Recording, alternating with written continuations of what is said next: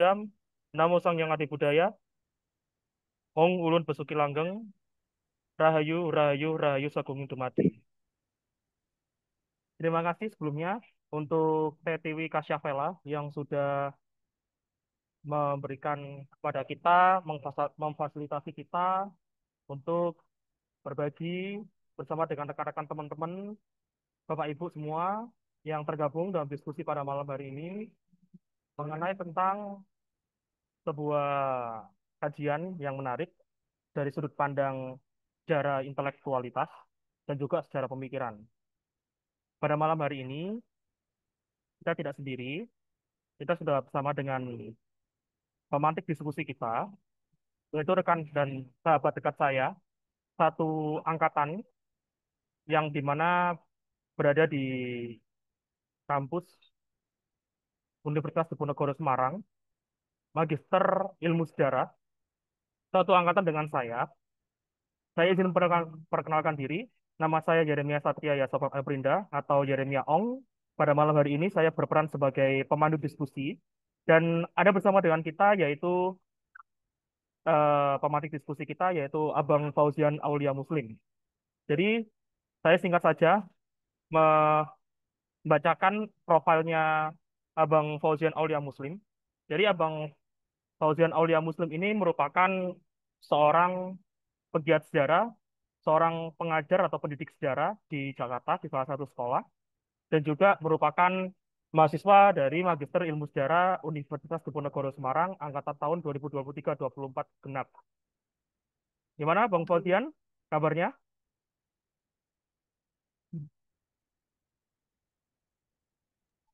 Ya, Halo. alhamdulillah baik. Sebentar ada gangguan. Oke, oke, oke, aman Bang. Ah gitu. Jadi itu sedikit profil singkat dari Abang Fauzian Aulia Muslim. Sebelum sebelumnya sebelum saya share screen ini, izin bertanya dulu deh kepada Bang Fauzian. Bang Fauzian, ini kan merupakan salah satu dari bagian eh, kajian Abang Fauzian nih di S2 kajian Magister Ilmu Sejarah Undip nih. Nah, kalau boleh tahu Bang, kenapa sih kok tertarik mengangkat mengenai tentang tema sejarah intelektual atau sejarah pemikiran ini yang dimana tidak begitu banyak ya dibahas oleh kalangan-kalangan lain yang dimana juga kerap kali mungkin pandangan-pandangan masyarakat pada umumnya atau bahkan pandangan mahasiswa-mahasiswi dari tingkatan S1 atau S2 itu terlalu berat. Kalau mungkin menurut Abang Fauzian bisa dijelaskan sedikit, silakan. Ya, Assalamualaikum warahmatullahi wabarakatuh. Ya, suara saya sudah terdengar ya. Sudah cukup terdengar, Mas. Kurang keras sedikit, Bang. Oke. Tadi kan pertanyaannya adalah kenapa tertarik mengkaji sejarah intelektual ya. Nah, sebenarnya karena sejarah intelektual itu lebih banyak didominasi oleh pemikir-pemikir Eropa gitu. Ya, pemikir Eropa atau luar Indonesia gitu. Sementara sedikit sekali ya, mungkin baru-baru ini mulai tumbuh kesadaran untuk mengkaji sejarah intelektual dari founding fathers Indonesia gitu. Seperti contohnya ya, salah satunya Tan Malaka, Muhammad Hatta, dan lain sebagainya. Nah, kenapa Soekarno yang saya pilih? Ini gimana? Bisa dimulai aja, Mas, sebagai bentuk prolog. Iya, dilanjutkan dulu. Setelah itu kemudian saya untuk bagian share screen-nya. Ya, kenapa Soekarno yang dipilih? Karena ideologi Marxisme itu kan dirumuskan Soekarno ya.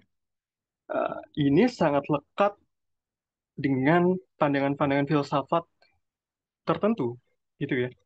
Jadi jangan kira bahwa Soekarno itu hanya tokoh politik karismatik belaka, gitu ya. Tapi ia juga punya kedalaman analisis dan kedalaman pemikiran filosofis gitu. Nah, salah satu manifestasinya, perwujudannya adalah dalam bentuk ideologi yang namanya Marxisme. Mungkin itu saja Mas sebagai bentuk prolognya.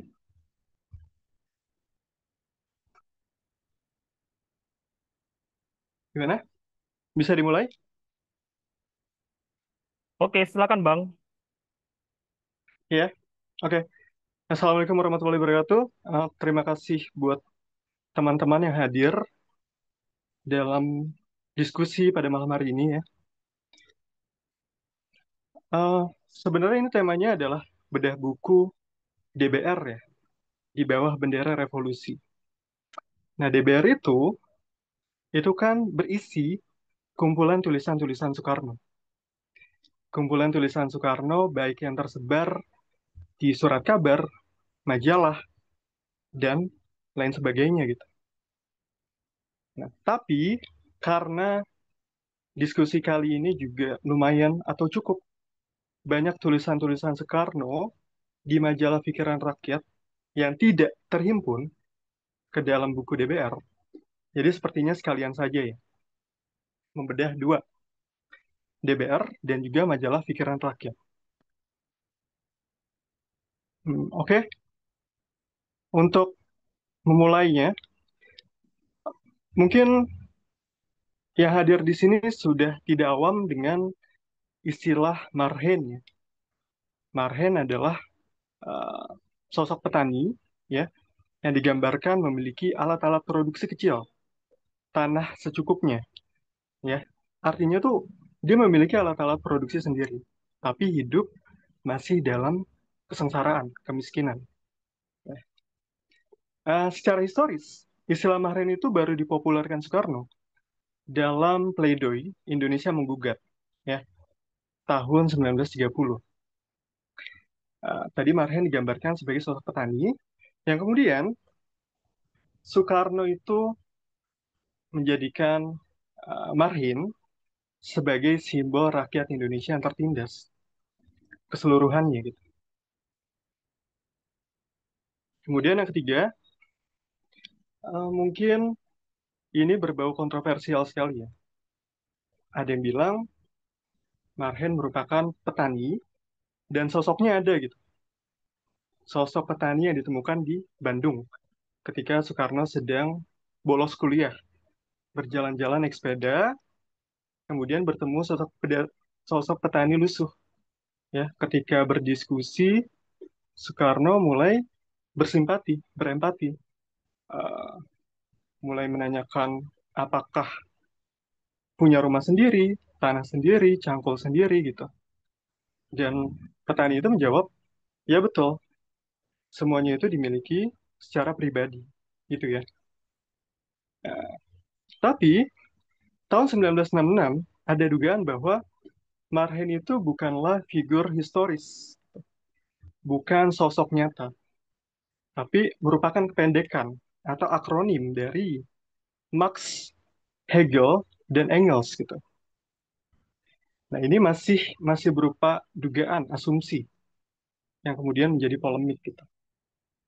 Oke, slide selanjutnya, Mas. Mas, sebentar ya, Mas. Sebentar, sebentar.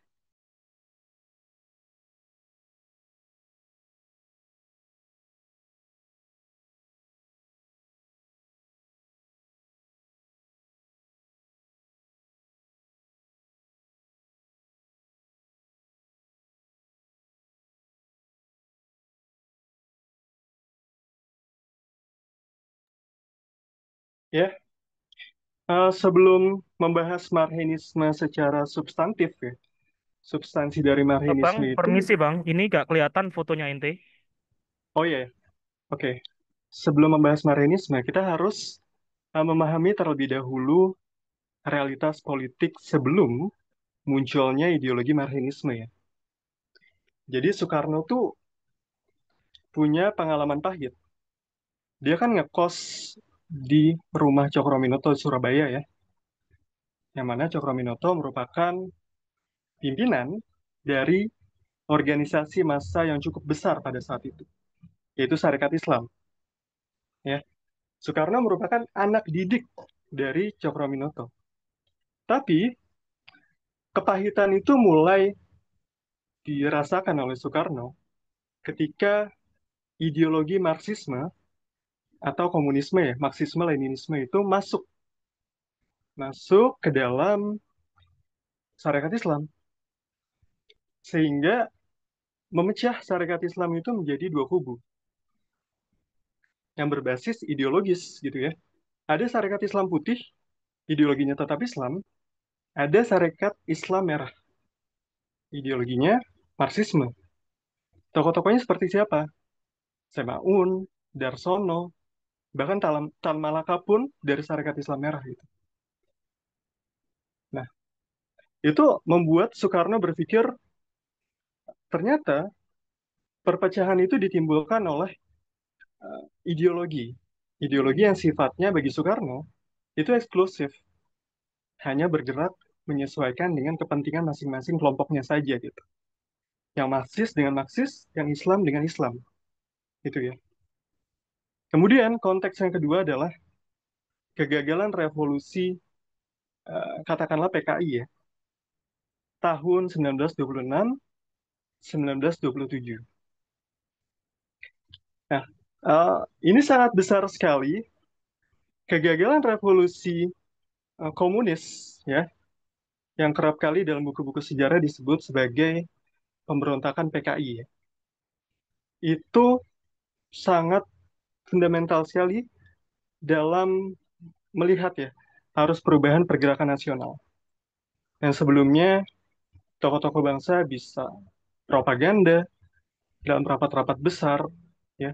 Kemudian gara-gara kegagalan revolusi itu rezim kolonial Hindia Belanda mulai bersikap reaksioner ya, reaksioner, otoritarian gitu ya. Padahal pada saat itu ya, tahun 2627 itu rezimnya masih De Graaf. De Graaf itu adalah tokoh politik etis gitu ya, temannya Hindenburg. Nah, tokoh politik etis ini kemudian yang sebelumnya terbuka terhadap pergerakan kaum bumi putra, dia mulai membatasi pergerakan kaum bumi putra, gitu ya, karena khawatir akan adanya gejolak politik seperti tahun 26 dan 27. Lagi-lagi Soekarno melihat bahwa kepentingan PKI untuk melakukan revolusi itu masih bersifat prematur, gitu ya. Tidak mengajak elemen-elemen politik lainnya, misalnya dari kaum nasionalis, dari kaum Islam gitu. Sehingga kegagalannya itu cukup berdampak bagi pergerakan kaum bumi putra, ya. Bukan hanya ke kelompok kiri saja, tapi ke kelompok Islam dan nasionalis gitu.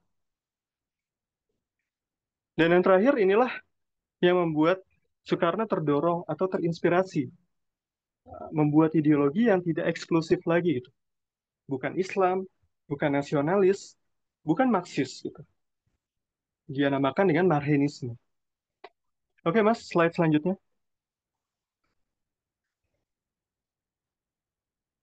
Nah, dalam buku DBR ya, di bawah bendera revolusi, Soekarno itu ketika mengidentifikasi sifat atau perangai dari imperialisme Belanda, selalu dihubungkan dengan imperialisme Inggris gitu.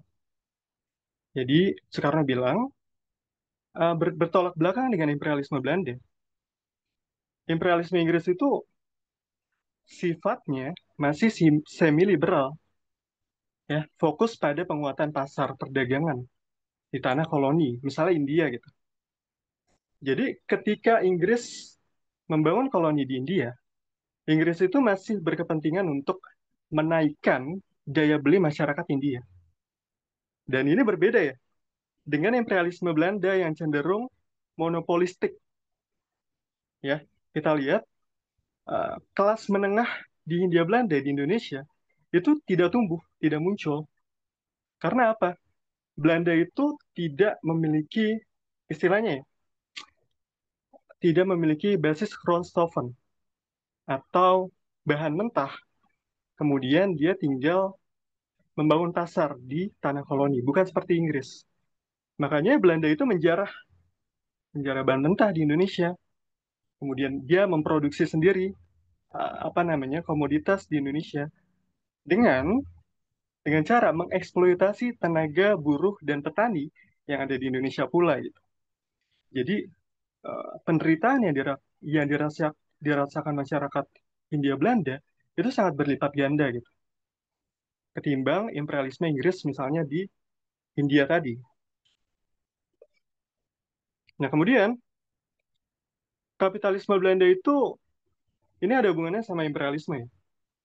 Itu masih bercorak industri perkebunan gitu ya. Soekarno bilang 75% perusahaan perkebunan atau undernaming seperti perusahaan perkebunan gula, teh, kina dan lain sebagainya.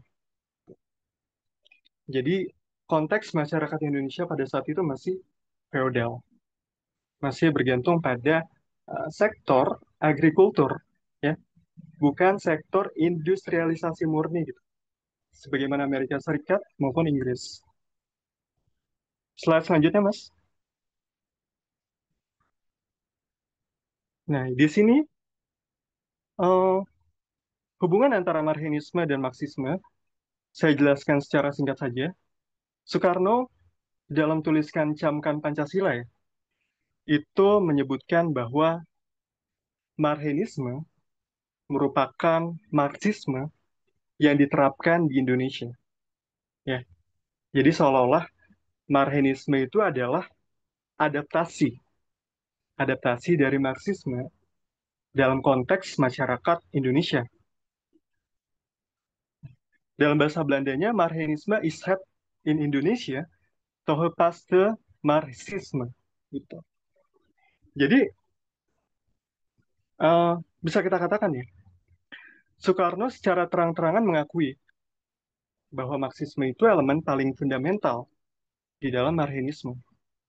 Bahkan dalam kesempatan lain, Soekarno bilang berkali-kali, untuk memahami Marxisme tidak bisa dilepaskan dari dua hal. Pertama, pengetahuan tentang kondisi Indonesia. Yang kedua, pengetahuan tentang Marxisme. Gitu. Nah, apa sih hal yang paling mendasar dan elementer yang kemudian diadaptasi dalam ideologi Marxisme tadi, yaitu materialisme historis. Ya, mungkin teman-teman di sini sudah bagi yang belajar Marxisme, komunisme gitu ya, sudah tahu apa itu materialisme historis. Saya mungkin jelaskan secara singkat saja ya. Materialisme historis itu eh, semacam panduan untuk membaca perkembangan sejarah, perkembangan masyarakat berdasarkan corak produksinya, ya, berdasarkan ekonominya. Nah, itu tuh paling penting tuh, berdasarkan ekonominya. Jadi dalam Jerman ideologi, Marx itu bilang materialisme historis itu termanifestasi dalam ungkapan life is not determined by consciousness, but consciousness by life. Jadi kehidupan itu tidak ditentukan oleh kesadaran, melainkan kesadaranlah yang ditentukan oleh kehidupan. Mungkin pernah mendengar ungkapan bukan kesadaran yang menentukan keadaan, tapi keadaanlah yang menentukan kesadaran. Itu ya. Jadi maksudnya keadaan di sini adalah basis ekonominya, ya. Corak produksi masyarakatnya. Tergantung masyarakat itu pada saat itu memproduksi dengan cara seperti apa. Itu sangat menentukan dalam aspek politik, ideologi, kemudian apa lagi? Banyak hal gitu. Hmm, kemudian materialisme historis, Marx itu kan membagi masyarakat berdasarkan corak produksinya. Ada masyarakat perbudakan, di mana ditandai, mungkin nanti saya bahas ya di slide selanjutnya. Mas, boleh next saja. Nah, ini corak produksi masyarakat Indonesia. Kalau Eropa, jelas kapitalisme. Nah, Indonesia, awal abad 20 itu masih berada di dalam tegangan. Berada di dalam tegangan antara feodalisme dan kapitalisme. Di sisi lain, setelah tahun 1870 ya, di mana liberalisasi ekonomi mulai dibuka di sana, kapitalisme masuk, investor asing masuk, bukan hanya dari Belanda saja, tapi dari Amerika, dari Inggris, pokoknya internasional gitu, kapital masuk. Tapi keunikannya adalah industri yang berkembang itu tidak sama dengan industri yang berkembang di Eropa, ya. Pabrik misalnya manufaktur gitu kan. Kalau di Indonesia ya industri perkebunan, sebagaimana yang sudah saya jelaskan tadi, perkebunan teh, kopi, dan lain sebagainya. Nah, kemudian dari kapitalisme Eropa ini tuh punya konsekuensi logis ya. Ada yang namanya pertentangan kelas, ya. Kapitalisme kapitalisme Eropa itu ada yang namanya pertentangan kelas antara kaum pemilik dan kaum yang tidak memiliki alat produksi. Kaum pemilik alat produksi yaitu borjuasi. Kemudian yang tidak memiliki alat produksi adalah kaum proletariat. Nah, jadi hubungan ini kan hubungan sosial ya. Ada kaum borjuis di atas, ada proletariat di bawah. Hubungan ini tuh terbentuk dari kepemilikan, sebagaimana yang sudah dijelaskan tadi. Nah, sementara untuk konteks masyarakat Indonesia, sepertinya tidak bisa dikerucutkan menjadi dua pertentangan kelas saja gitu. Dua kubu yang saling bertentangan. Misalnya kalau di Eropa borjuis dan proletar gitu ya.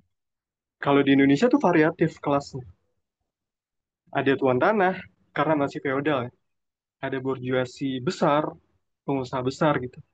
Ada borjuasi kecil, pengusaha kecil-kecilan lah, ya pedagang gitu. Ada budak tani, petani bebas, hingga proletariat itu sendiri. Dan ini artinya kelas tertindas di Indonesia tuh bukan cuma kaum yang tidak memiliki alat-alat produksi aja. Nah, beda nih sama Eropa. Pandangan kelas tertindas dalam masyarakat kapitalisme itu artinya kita nggak punya, misalnya nih ya, sarana produksi. Kita nggak punya pabrik, nggak punya mesin. Bagi orang Eropa itu yang tertindas. Tapi bagi orang Indonesia, karena masih ada tegangan antara feodalisme, ya, di mana kekuasaan tertinggi pada saat itu dikuasai oleh tuan tanah, tuan tanah ya, feodal, yang bekerja sama dengan kolonial kan, rezim kolonial.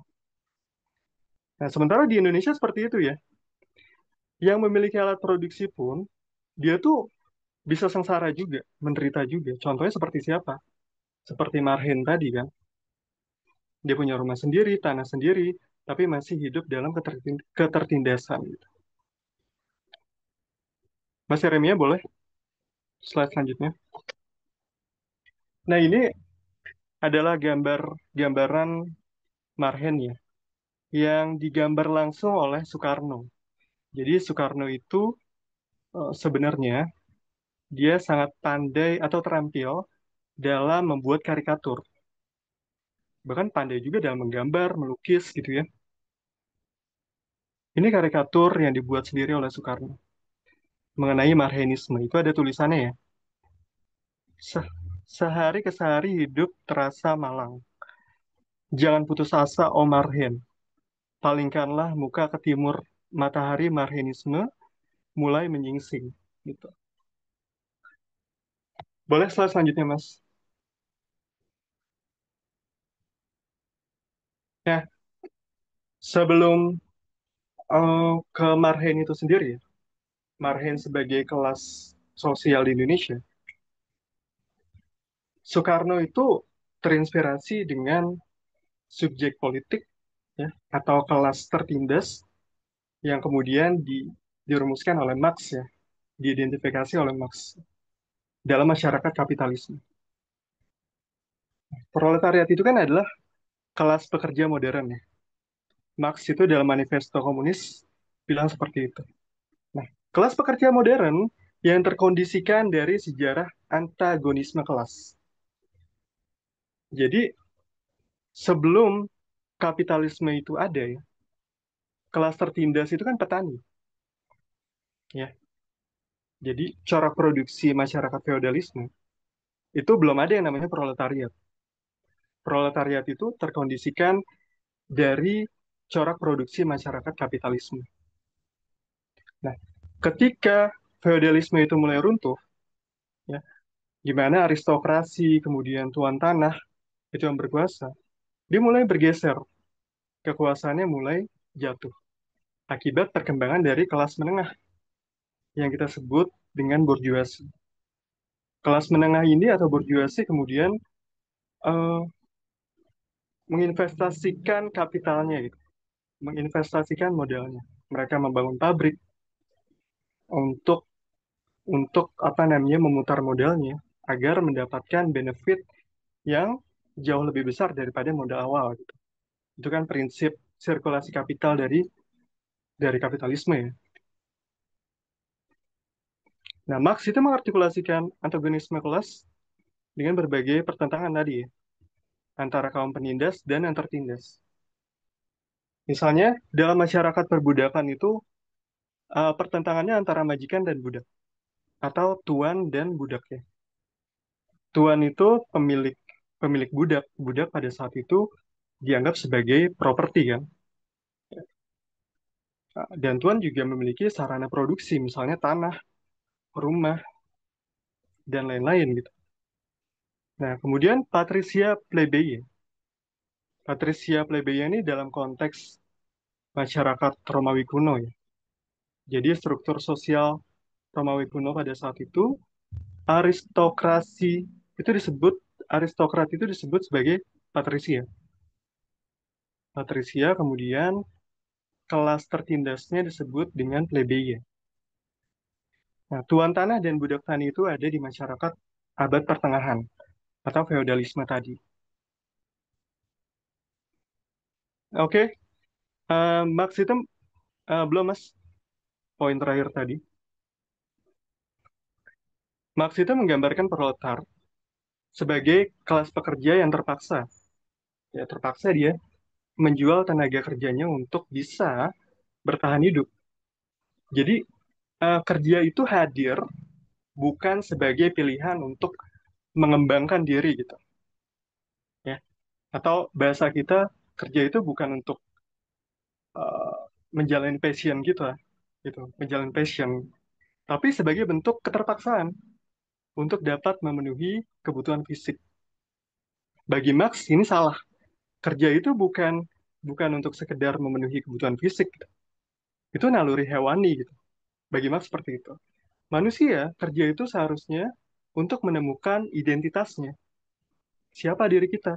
Misalnya kita pelukis, misalnya kita mm, apa namanya? Ya pelukis, musisi, kita menjadi seniman gitu. Kalau kita pengajar, pendidik, kita bergerak di dalam bidang edukasi. Nah, itulah yang dinamakan kerja untuk aktualisasi diri. Nah, sementara kapitalisme menghalangi atau membuat kerja itu menjadi sekedar untuk memenuhi kebutuhan biologis belaka, kebutuhan fisik belaka. Oke, Mas. Next. Ini waktunya berapa menit lagi ya, Mas? Kalau sesuai dengan awal pula 15 sampai 20 menit, Bang. Oh, gitu. Selesaikan dulu aja dulu. Oke, oke. Nah, tadi kalau konteks proletariat kita sudah jelaskan, sekarang Marhen dan proletar. Jadi, dalam tulisan Matahari Marhenisme ya, yang dimuat dalam pikiran rakyat, Soekarno tuh bilang, term proletarisme atau term proletar itu mewadahi, tidak mewadahi keseluruhan kaum tertindas di Indonesia. Ya, kaum tertindas di Indonesia tuh bukan proletar aja, bukan buruh doang yang kerja di pabrik, tapi juga petani, bahkan pedagang, nelayan gitu. Itu juga tertindas karena mereka hidup dalam kemiskinan. Nah, kemudian meskipun corak produksi masyarakat Indonesia itu masih bersifat feodal, Soekarno tuh masih mengedepankan posisi kelas pekerja atau proletariat. Ya, ini terbukti dalam tulisannya di bawah bendera revolusi tadi ya. Dalam poin poin kelima dari 9 tesis. Dia bilang tuh proletariat harus mengambil bagian terbesar dari perjuangan Marxisme. Ya, jadi di balik kelas-kelas tertindas yang isinya nelayan, petani dan lain-lain, kelas buruh itu harus memimpin, ya. Karena walaupun Indonesia masih feodal, lambat laun perkembangan corak produksinya bakal berkembang dari feodal ke kapitalisme murni misalnya seperti itu. Next, Mas. Nah, ini adalah konsep konsep apa namanya? Marxisme ya, konsepsi politik dalam Marxisme yang paling terkenal yaitu sosionasionalisme dan sosiodemokrasi. Sosionasionalisme itu Soekarno merumuskan sebagai antitesis. Ya, antitesis itu lawannya dari nasionalisme yang sifatnya fasis, chauvinis, ataupun borjuis. Intinya, bagi Soekarno tuh sosionasionalisme merupakan manifestasi dari konsepsi politik nasionalisme yang berangkat dari rakyat, rakyat kecil, bukan dari elit, bukan dari borjuis, bukan dari aristokrat gitu. Nah, ini ada semacam artikulasi dari murid Soekarno, Asmara Hadi. Dia bilang tuh sosionasionalisme itu sebenarnya hanyalah tahapan aja. Tahapan di mana pada saat itu kan Indonesia belum merdeka, ya. Jadi yang paling penting adalah melakukan revolusi politik terlebih dahulu, atau disebut dengan revolusi nasional demokratis, di mana masyarakat itu terbebas dari penjajahan asing. Nah, jadi harus bisa dibayangkan kemerdekaan 17 Agustus ya, itu merupakan kemerdekaan politik, ya. Kemerdekaan politik bukan kemerdekaan ekonomi yang Soekarno mau. Ya, nanti di dalam sosiodemokrasi Soekarno merumuskan apa yang namanya perlawanan dari demokrasi borjuis ya. Soekarno tuh nggak suka dengan demokrasi parlementer di Eropa. Misalnya di Amerika, di Perancis. Bagi Soekarno, demokrasi seperti itu hanyalah demokrasi yang akan melahirkan elit-elit yang tidak peduli dengan kondisi atau nasib rakyat kecil gitu. Nah, seperti gimana gambarannya? Seperti kita sekarang gitu ya, demokrasi borjuis. Nah, Soekarno menolak demokrasi seperti itu ya. Kemudian Soekarno juga menghendaki demokrasi bukan hanya dalam bidang politik, tapi juga demokrasi dalam bidang ekonomi.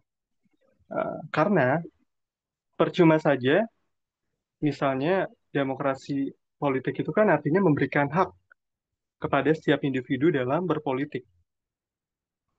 Misalnya pengusaha dikasih hak politik, buruh dikasih hak politik, petani dikasih hak politik. Tapi hal itu sama sekali tidak membuat nasib dari kelas tertindas seperti buruh dan petani itu jadi lebih baik gitu. Demokrasi politik hanya sebatas memberikan hak politik saja. Kondisi tidak berubah, masih dalam ketertindasan. Nah, Soekarno makanya mengusung demokrasi ekonomi juga, yang mana ekonomi itu harus dikelola secara kolektif oleh rakyat kecil. Nah, kalau kalau sosionasionalisme itu kan tahapan revolusi nasional. Kalau tahapan sosiodemokrasi itu dikatakan atau diartikulasi sebagai revolusi sosialisme. Jadi ini mungkin ada kedekatan dengan visi dari sosialisme Marxisme misalnya seperti itu ya. Dia berusaha untuk menciptakan masyarakat yang bebas dari penindasan satu kelas. Ya. Misalnya dalam feodalisme kan masih ada penindasan tuh antara tuan tanah ke petani. Kalau dalam konteks kapitalisme, penindasan antara borjuis ke proletar. Nah, sosialisme ingin menghapuskan kelas-kelas sosial itu, sehingga masyarakat itu egaliter, setara. Jadi, ketiadaan hierarki itulah yang ingin dicapai oleh Soekarno. Nah, ini adalah poin-poin mirip dengan Marxismenya ya. Boleh next, Mas Yarim ya?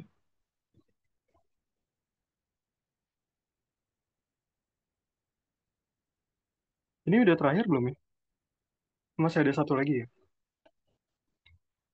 Nah, mungkin kalau tadi kan lebih banyak membahas relasi antara Marxisme dan Marxisme atau Marxisme yang dijadikan sebagai landasan ideologi Marxisme.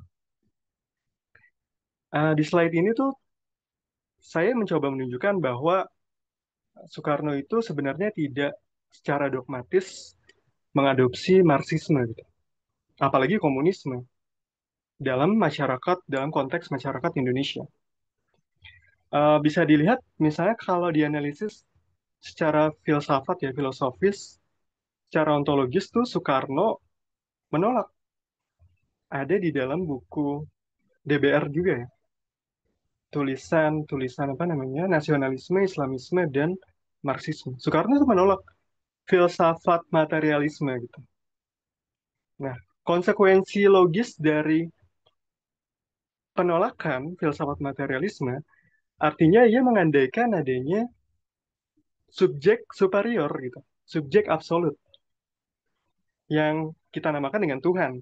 Karena Soekarno ya mungkin masih menjadi polemik ya, tapi Soekarno masih mengklaim dirinya sebagai seorang Muslim gitu. Dia percaya Allah sebagai Tuhannya. Nah, itulah mungkin irisan atau perbedaan antara Marxisme dan Marxisme gitu.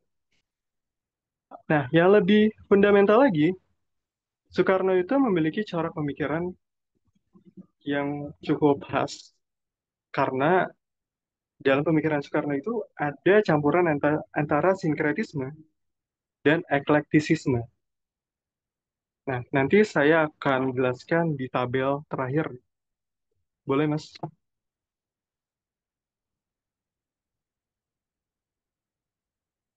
Nah, itu aspeknya ya. Aspeknya, ini bahasa Inggris ya. Pemikiran Soekarno itu ada sinkretisme, ada eklektisisme. Sinkretisme itu kalau kita sering dengar itu kan lebih lebih banyak terkait dengan sinkretisme agama, sinkretisme keyakinan gitu ya. Memang Soekarno terpengaruh dengan agama-agama yang melingkupi hidupnya. Misalnya seperti Hindu, kemudian Islam, abangan Islam, dan lain-lain gitu. Tapi outputnya yang keluar pada pemikiran Soekarno, sinkretismenya itu merupakan sinkretisme moral. Ya, jadi saya memposisikan sinkretisme Soekarno itu lebih pada basis filsafat moralnya, moralitasnya. Di mana manifestasinya Soekarno itu ketika dalam merumuskan perjuangan politik, ia sangat menghindari yang namanya pertentangan atau lebih mengedepankan persatuan, harmoni. Harmoni misalnya antara gerakan nasionalis, antara gerakan Islam, dan Marxis. Walaupun ketiga gerakan itu memiliki ideologi yang secara fundamental dan substansial jelas-jelas bertolak belakang. Tapi Soekarno bisa tuh secara moral menggabungkan ketiga ideologi tersebut. Bahwa ketiga-tiganya memiliki visi yang sama, yaitu membebaskan Hindia Belanda dari penindasan Belanda. Nah, ini berbeda ya. Eklektisisme, walaupun ada kaitannya dengan aspek persatuan, tapi dia lebih lebih pada, kalau dalam filsafat itu disebutnya epistemologi ya, lebih kepada epistemologi. Bagaimana Soekarno itu merumuskan Nasakom misalnya, bagaimana Soekarno itu merumuskan nasionalisme, Islamisme, dan Marxisme. jadi satu. Dalam tulisan itu, dia tuh nggak secara serampangan menggabungkan konsep-konsepnya yang bertolak belakang. Justru Soekarno tuh menghubungkan, contoh nih, Islam itu menolak riba, konsep riba. Dan Soekarno paham, Marxisme itu juga menolak surplus value, nilai lebih. Nilai lebih yang dihasilkan oleh proletariat, yang kemudian dieksploitasi atau ditindas oleh kaum borjuis. Nah, itu tuh sama-sama atau memiliki esensi yang serupa. Jadi Soekarno mencoba mengawinkan konsepsi itu tuh, riba dan penolakan antar riba dan surplus value gitu. Kemudian zakat juga kesetaraan dalam Islam, misalnya Islam itu tidak melihat identitas kesukuan dan rasial gitu. Nah, kemudian Soekarno juga menghubungkan dengan ideologi nasionalisme. Jadi bisa disimpulkan basis epistemologi Soekarno itu lebih selektif. Jadi tidak menggabungkan secara serampangan, tapi diseleksi. Mana saja konsepsi Islam, misalnya, dan Marxis, dan juga nasionalis yang sama-sama beririsan gitu. Nah, ini bisa dibaca aja ya. Next, Mas. Udah habis ya? Oke.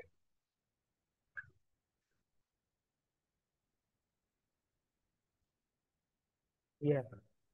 Oke, mungkin itu aja yang bisa saya paparkan ya. Kurang lebihnya, mohon maaf, saya kembalikan terlebih dahulu ke moderator, Mas Yeremia. Ya. Iya, baik. Terima Hmm. kasih Bang Fauzian sudah memaparkan mengenai tentang Marhen ya, tentang pemikiran Kusno Soekarno. Saya lebih suka menyebutnya Soekarno itu sebagai Kusno, karena kan nama kecilnya dia kan Raden Mas Kusno Sosodiarjo ya. Benar ya Bang Iya, Fauzian ya? benar-benar. Kusno dan juga Sosodiarjo. Sosodiarjo berasal dari namanya ayahnya, yaitu Sukemi Sosodiarjo. Nah, sebelum rekan-rekan teman-teman dalam diskusi pada malam hari ini, kita berdiskusi, bertanya jawab. Jadi sebelum ini saya mohon izin rekan-rekan teman-teman untuk membuka eh, wajah masing-masing. Kita akan melakukan yang namanya tagline kita. Silakan dibuka dulu bagi rekan-rekan dan teman-teman semua.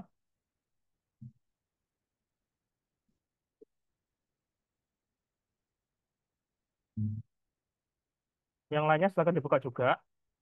Nggak akan lama. Jadi jadi tagline kita pada malam hari ini yaitu salah satu tagline ini bukan ngomong tentang propaganda ya rekan-rekan teman-teman, tapi tagline yang pernah dipakai oleh Hideki Tojo, salah seorang tokoh pada masa Jepang yang dimana juga pernah bertemu dengan Kusno atau Soekarno. Ketika saya mengatakan Tenno Heika, kita akan sama-sama mengangkat tangan kita Banzai, gitu ya, sampai Waduh, 3 kali. Sekali lagi ini bukan bukan untuk propaganda. Kita coba nih. Dino. Tenno Heika, Bonsai. Banzai, Banzai, Anjay. Bonsai. Banzai. Oke ya, Anjay. sekali lagi ya. 1, 2, 3. Tenno Heika, Bonsai. Banzai, Banzai, Bonsai. Banzai. Wah, Baiklah, terima kasih. Supaya rekan-rekan teman-teman tidak ngantuk pada malam hari ini, karena kita tahu bahwa dalam diskusi secara intelektual, secara pemikiran, memang ada kiat-kiat di mana bahkan pun ketika pada saat ini suatu bentuk pengalaman di mana ketika pada waktu awal mula perkuliahan dahulu Abang Fauzian pun juga mengalami ya, Bang Fauzian ya. Rekan-rekan teman-teman bilang, ah ngantuk, ah lama nih. Ya, gitu ya. Dan akhirnya ujung-ujungnya kita semua sadar gitu loh. Karena bahwasanya dalam hal ini seperti dibilang oleh Om Rocky Gerung, salam akal sehat. Yang penting gitu ya, yang penting ya. Nah, dalam diskusi pada malam hari ini, saya akan membuka 2 kali termin dengan 3 orang. Setiap terminnya ada 3 orang yang bertanya. Apabila ada rekan-rekan teman-teman yang juga mau menambahkan di kolom chat komentar, silakan. Nanti akan saya bantu untuk bacakan dan semoga bisa ditanggapi oleh Bang Fauzian. Saya melihat di sini ada eh, adik tingkat saya, Yasmin, yang sudah mengangkat tangan. Silakan, Meme Yasmin mau memberikan tanggapan atau sanggahan kepada Bang Fauzian. Waktu dan tempat dipersilakan. Baiklah. Em, Assalamualaikum warahmatullahi wabarakatuh. Apakah suara saya terdengar? Waalaikumsalam. Kurang keras dikit, Mei. Bentar. Apakah suara saya terdengar? Udah Sudah, saya sudah. Nah, jadi saya ini pengen memberikan tanggapan tentang marhanisme di masa kini. Jadi marhanisme itu ada suatu suatu kayak perkumpulan di Facebook gitu. Namanya tuh Perkumpulan Marxisme Indonesia yang sekarang diganti dan sekarang dibeli oleh yang seorang wanita, seorang ibu-ibu yang bernama Neneng Rosdiana. Nah, dia ini beliau ini suka banget menyelipkan suatu hal berbau revolusi yang ada di masyarakat pedesaan, seperti misalkan kan pohon beringin itu berhantu biar apa, harus juga terus juga kita sebagai pekerja gimana. Nah, itu menurut sebagian orang termasuk saya, itu marhain itu neneng itu atau disebut juga nenengisme itu, pemikiran nenenisme itu seperti halnya marhaenisme yang dicetuskan oleh Bung Karno. Tapi ini versi baru gitu. Ya udah, terima kasih. Ya, silakan Bang Akan Fauzian untuk pertanyaan. ditanggapi. Oh, Malah langsung ditanggapi aja. Oke, langsung tanggapi boleh ya. Dan yang Rosdiana ya, eh, kayaknya sih, saya nggak tahu ya itu akun asli atau tidak gitu ya. Atau mungkin foto foto ibu-ibu gitu ya. Tapi tetap di belakangnya adalah misalnya aktivis gitu, yang Marxis, kita kan nggak tahu gitu. Nah, cuman misalnya relevansinya dalam konteks kekinian gitu ya, Marxisme dan Marxisme itu hampir nggak ada bedanya secara ontologis saja gitu. Soekarno itu masih meyakini dimensi spiritualitas, yang mana itu ditolak oleh Marxisme, yang fondasinya adalah materialisme gitu, materialisme historis. Mungkin itu aja. Siapa namanya? Jasmine, terima kasih atas pertanyaannya ya. Baik, sama-sama. ya, terima kasih Bang Fauzian sudah menanggapi tanggapan dari Meme Yasmin. Baik, di sini saya melihat ada Bapak atau Mas Setio Budi yang sudah raise hand. Silakan Bapak atau Mas untuk menyampaikan tanggapan atau menyampaikan pertanyaan. Waktu dan tempat dipersilakan. Silakan. Ya, terima kasih. Eh, Mau tanya aja ya, bahwa tadi seperti pembicara katakan panjang lebar tentang marhenisme. Pertanyaannya ada dua sih. Yang pertama, kondisi sekarang ini mengapa berbeda dengan seperti yang digambarkan oleh Soekarno saat itu ya? Artinya tadi dijabarkan, dijelaskan tentang sosiodemokrasi, sosiopolitik, dan saat ini penerapan itu bisa dikatakan tidak ada. Yang ada hanyalah ya politik borjuis ya, di mana ya kemarin kejadian bulan Agustus itu kan sebagai sebuah penanda bisa dilihat bagaimana masyarakat sangat muak melihat para anggota DPR, anggota Dewan yang flexing dengan kekayaan tanpa ada kesentuhan atau menyentuh permasalahan masyarakat. Itu yang pertama. Yang kedua, sebetulnya eh, Nasakom nasionalis komunis dan Islam yang digagas oleh Soekarno tadi dijelaskan tentang sinkretisme. Memang Soekarno adalah seorang yang kalau baca buku itu tidak hanya mengaplikasikan tapi mencoba untuk mengawinkan dengan ide-ide yang ada di Indonesia. Itu mungkin salah satu jeniusnya Soekarno. Pertanyaan saya juga, apakah perumusan tadi, pengawinan nasionalisme, komunis, dan Islam, yang tadi juga dijelaskan bahwa secara hakiki itu susah untuk dikawinkan, apakah akibatnya terjadi 65 dan bahkan seperti sekarang kita alami saat ini, artinya apa yang dicita-citakan oleh Founding Fathers kita itu jauh dari realitas sekarang. Terima kasih. Baik, terima kasih Silakan Pak Bang Setio Fauzan. Budi ya atas pertanyaannya. Pertanyaan pertama itu mengenai eh, mengapa kondisi saat ini begitu berbeda dengan kondisi yang dijelaskan Soekarno pada masa itu ya. Itu ya pertama ya, maaf Pak Setio. Iya, benar. Mengapa? Kondisi pertama mungkin kalau kalau di masa Soekarno hidup, seperti yang saya bilang tadi ya, industrialisasinya belum berkembang. Jadi pabrik-pabrik itu belum banyak. Bahkan basis pergerakan buruh pada saat itu lebih didominasi oleh pekerja pekerja tram ya, kereta api gitu. Bukan industri misalnya pabrik-pabrik manufaktur gitu dan lain sebagainya. Nah, sementara buruh itu buruh itu lahir sebagai kelas tertindas, lahir dari penindasan ketika kondisi industrialisasinya itu sudah sempurna. Sudah sempurna artinya uh, sudah tidak lagi secara dominan berbasis ekonomi agrikultur lagi, gitu ya. Jadi konsekuensinya ada nih, karena kalau corak produksinya masih feodal, tentu yang berkuasa bukan sepenuhnya kaum borjuis, bukan kaum kapitalis saja gitu, tapi yang berkuasa sepenuhnya antara kaum feodal tuan tanah yang bisa jadi apa namanya bekerja sama dengan rezim kolonial pada saat itu. Ya, tidak bisa dinafikan kan. Pada saat itu para bupati diajak bekerja sama dalam menindas rakyatnya sendiri loh. Diajak kerja sama oleh Belanda dalam menindas rakyatnya sendiri. Nah, jadi unsur feodal pada saat itu masih kental, feodal dan kolonial. Nah, sementara sekarang konteksnya kan Indonesia sudah merdeka.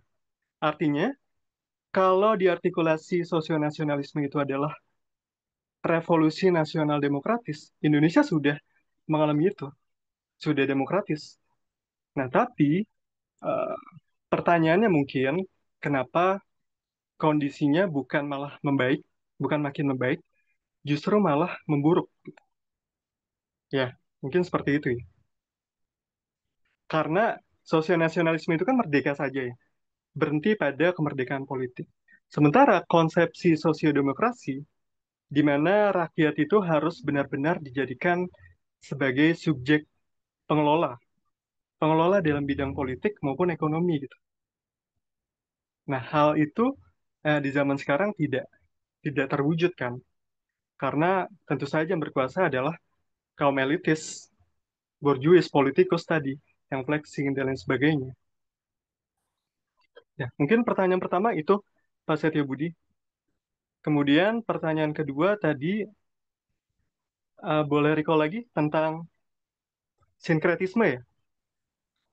Iya, jadi pertanyaan saya kan, Soekarno ini Mhm. kan seperti yang saya katakan tadi mencoba mengawinkan ide-ide Barat dengan ide yang ada di Indonesia. Bahwa dia mengatakan sendiri Marxisme adalah sebuah ide yang diambil dari Indonesia. Yang tadi dikatakan bahwa itu Marxisme yang diterapkan di Indonesia.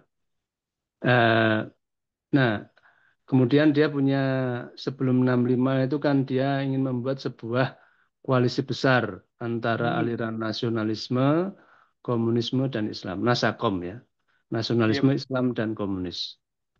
Sesuatu yang sangat kontradiktif gitu loh.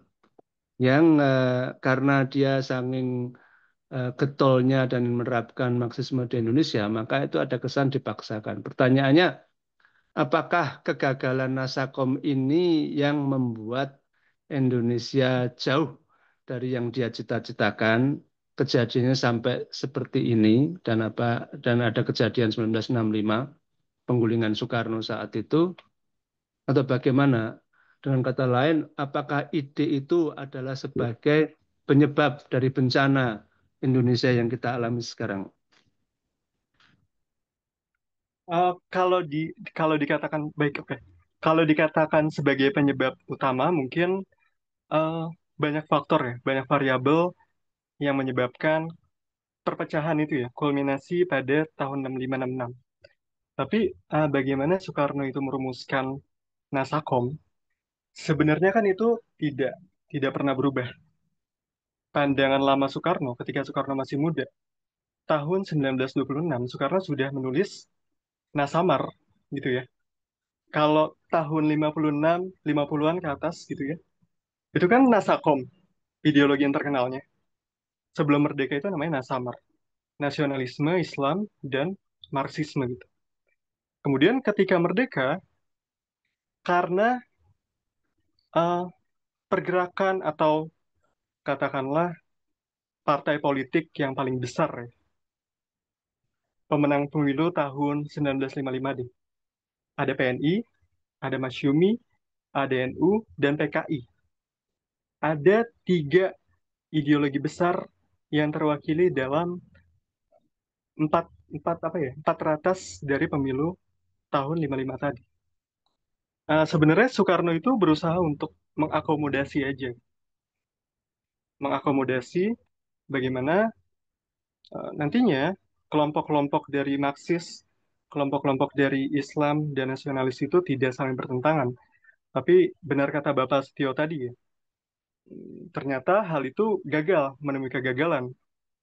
Karena mungkin Soekarno tidak melihat realitas politik yang ada, di mana pertentangannya itu bukan hanya kelompok ideologi semata gitu, tapi dengan militer juga gitu. Hal itulah yang nantinya menyebabkan, salah satu variabelnya, menyebabkan uh, peristiwa tahun 65-66 tadi. Mungkin itu Pak Setio.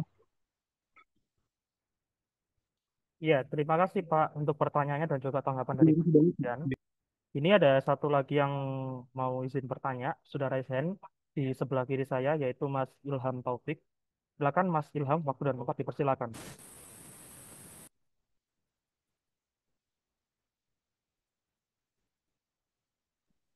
Mohon maaf Mas, tidak kedengaran.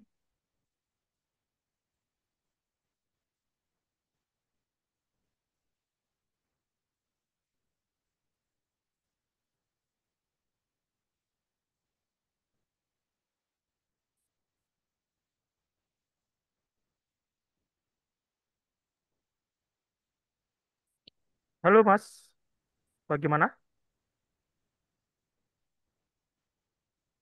Headsetnya mungkin bermasalah, Mas.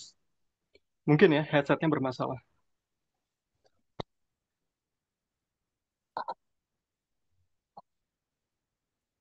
Sembari menunggu Mas Ilham, Iya.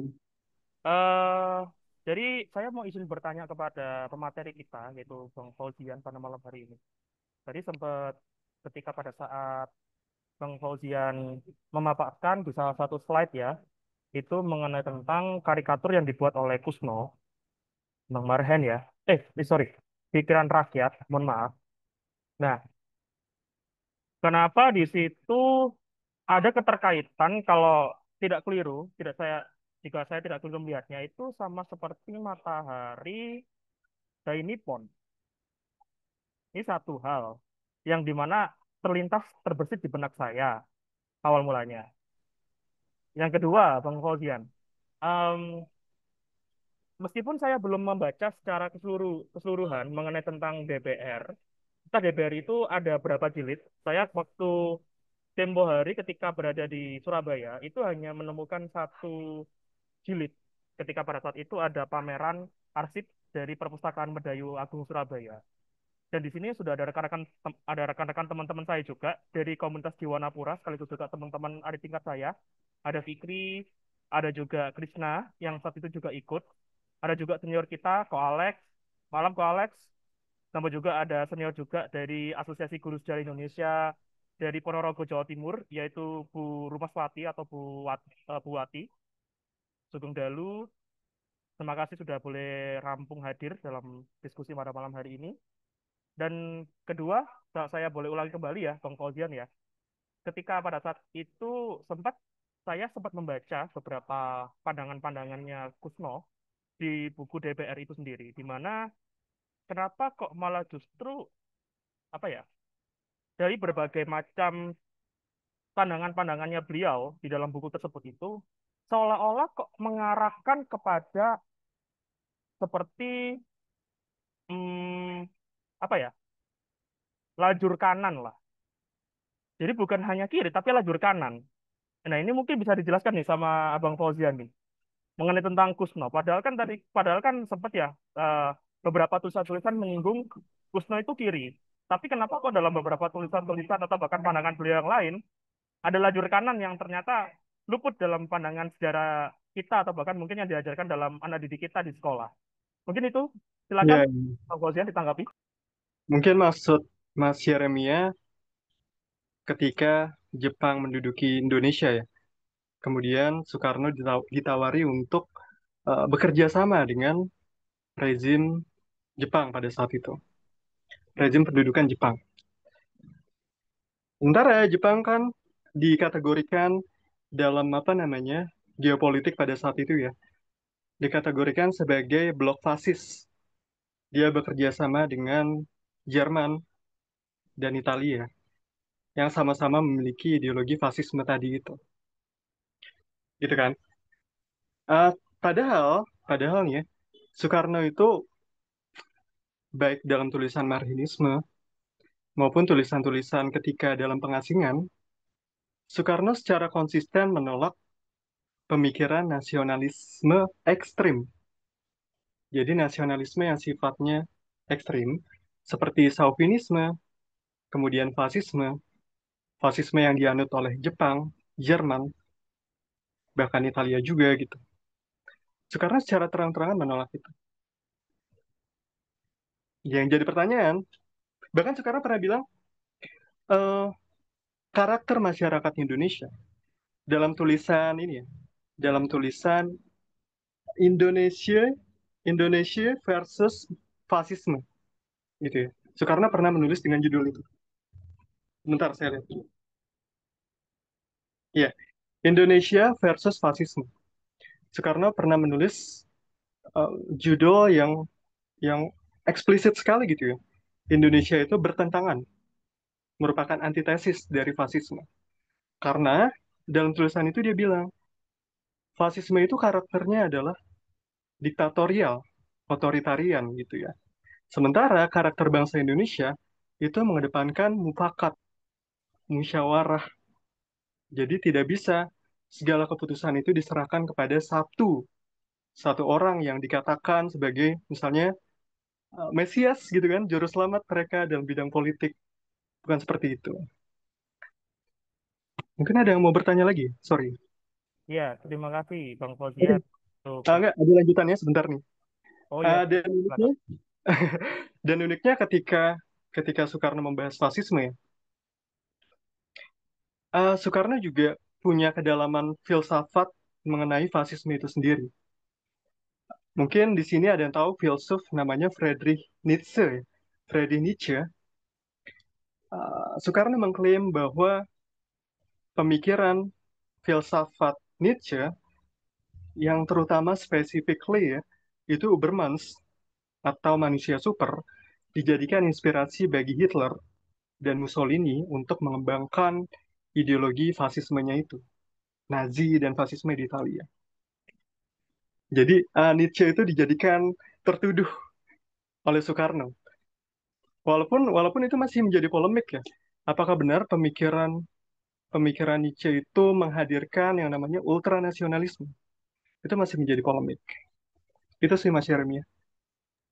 Ya, terima kasih Bang Fauzian. Di sini ada di kolom komentar ini seperti ada tanggapan yang perlu untuk saya izin bacakan ya. Ini dari eh, Abang Andreas Joseph Swatoro Corner. Kelihatannya dari dulu idealismenya sekedar idealisme, baik dari tahun 1927 hingga tahun 2025. Itu yang pertama. Kemudian yang kedua, mungkin konteks penerbitannya yang berpengaruh. Itu kumpulan tulisan sebelum tahun 42 sih, Mas Fauzian Aulia Muslim. Disadur tahun 2000. Silakan ditanggapi, Bang Fauzian. Andreas Yosef itu Mas Agus bukan ya? Bukan ya? Itu kumpulan tulisan sebelum 42. Disadur tahun 2000. Kalau kalau iya benar. Kalau tulisan di bawah bendera revolusi ya, memang ada yang bilang seperti ini ya. Soekarno itu menjadi filsuf sekaligus aktivis pergerakan itu hanya sebelum kemerdekaan aja ya. Tapi setelah merdeka, Soekarno menjadi full time politician gitu. Jadi politikus penuh waktu gitu ya. Bukan pemikir lagi karena pemikiran-pemikiran pada masa mudanya lah yang nantinya kemudian pada masa tua diaktualisasikan sebagaimana yang saya jelaskan tadi ya. Nasamar kemudian dijawantakan dalam Nasakom. Tapi esensinya sama aja gitu. Esensinya sama aja. Itu kenapa manuver politik Soekarno itu lebih lebih condong kepada negara-negara sosialisme gitu, ya kan?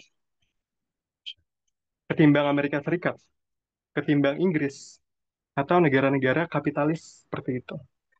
Ya karena kita nggak bisa nafikan bahwa jiwa marhenisme Soekarno itu masih mengendap di dalam dirinya, meskipun tidak secara vokal atau secara masif dipropagandakan sebagaimana sebelum Indonesia merdeka. Itu ya benar sih, benar. Tulisan-tulisannya itu sebelum tahun 42. Karena setelah tahun itu, Jepang masuk, menduduki Indonesia, Soekarno dapat peran banyak lah berkolaborasi dengan Jepang gitu ya. Sampai dituduh dengan istilah kolaborator fasis. Ya, mungkin Mas Yeremia pernah mendengar itu ya. Ketika Hideki Tojo datang ke Indonesia, Soekarno menyambut gitu ya. Elit-elit Jepang, pendudukan Jepang datang ke Indonesia, ke Jawa, Soekarno menyambut dengan tagline apa tadi Mas Yeremia? Tenno Heika. Banzai gitu ya. Iya seperti itu. Seperti itu. Jadi memang menjadi polemik juga ya. Kerjasama dengan Jepang itu di satu sisi bertentangan dengan ideologi Marxisme. Di sisi lain, Soekarno itu memiliki pemikiran strategik gitu ya. Bagaimana Indonesia itu bisa merdeka kalau dia tidak ada di posisi hierarkial, posisi teratas untuk bisa mempropagandakan pemikiran-pemikirannya ke rakyat rakyat jelata gitu ya. Walaupun ada polemik lagi nih, Soekarno jadi apa ketika pendudukan Jepang? Mandor. Ya, ada yang bilang Mandoro Musa gitu ya. Tapi ya Karena itulah ya, kegagalan. itulah dinamika sejarah ya. Kita nggak bisa memandang figur figur sejarah itu secara hitam putih gitu.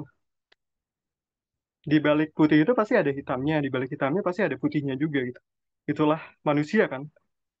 Makanya manusia itu dinamis, tidak statis. Tadi Tiwi ya? Ini Kak ada Tiwi maaf. Ya ada Tiwi. Teh Tiwi yang mau izin bertanya. Silakan Teh Tiwi. Nggak apa-apa manggil TV juga, aman Kak. Ini sih Maaf. aku tadi ini aja ya soal Nasakom.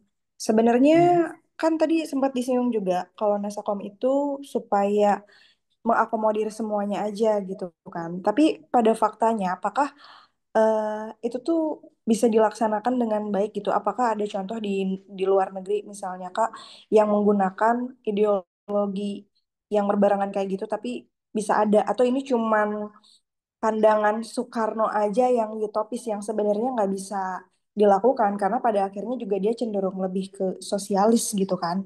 Nah gitu mungkin bisa di-compare nggak sama negara-negara lain gitu soal pemikiran yang Soekarno ini. Dan kalau buat di masa sekarang sebetulnya masih relevan gak sih yang dipikirkan Soekarno atau ini udah out of date aja ini cuman bagian dari sejarah dan ya itu cuman Ya udah gitu aja. Gimana Kak? Kasih. Makasih TTV pertanyaannya. Silakan Bang Fauzian ditanggapi. Ya, pertanyaan pertama mungkin komparasinya dengan penerapan sosialisme atau Marxisme di negara-negara lain gitu ya. Ya mungkin kita bisa lihat di Korea Utara juga ya. Dia memiliki ideologi yang kemudian diadaptasi kan. Marxisme itu bukan Marxisme yang murni, katakanlah yang dikembangkan oleh Marx dan Engels gitu. Tapi yang udah diadaptasi dalam kondisi korut Korea Utara. Dan tidak usah jauh-jauh misalnya Mao Zedong juga, Mao Zedong itu dikontekstualisasi dengan kebudayaan Tiongkok.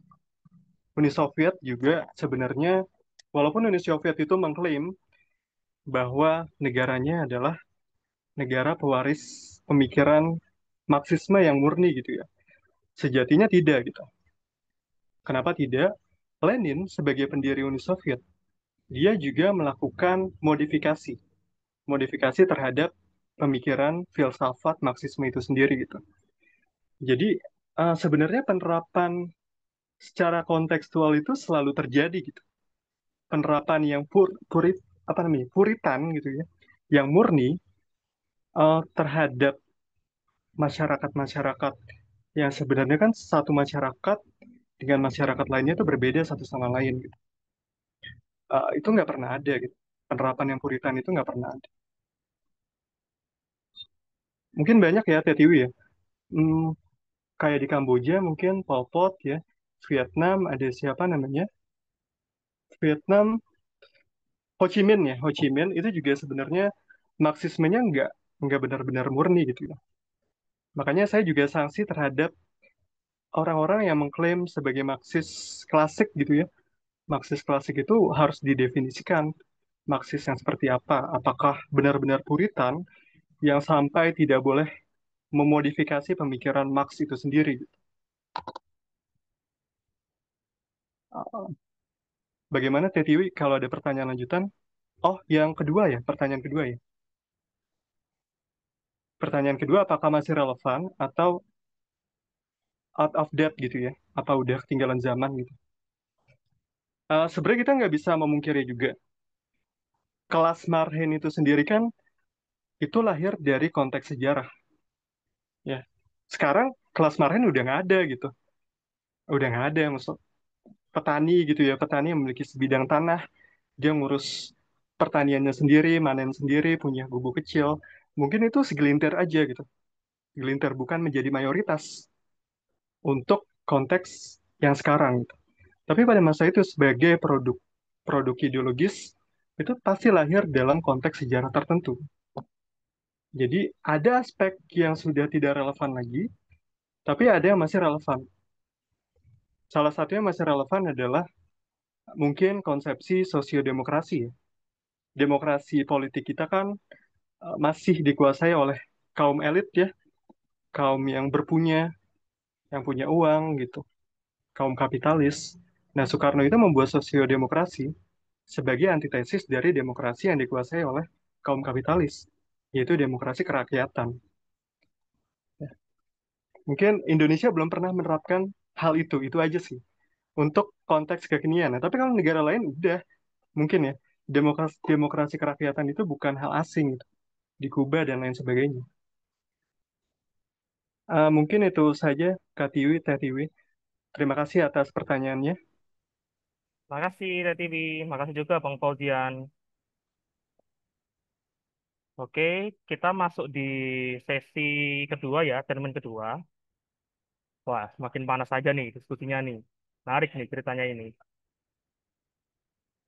Sebelum kita masuk ke sesi kedua, kita akan menyalakan tagline kita juga, seperti tadi di awal, supaya semakin bersemangat tagline Mas, kita. hmm, Sepertinya Ilham ada yang, Mas Ilham Taufik kayaknya udah benar ya mic-nya ya, ya betul. Mas Ilham Taufik. Sebentar lagi Bang, sebentar. Udah.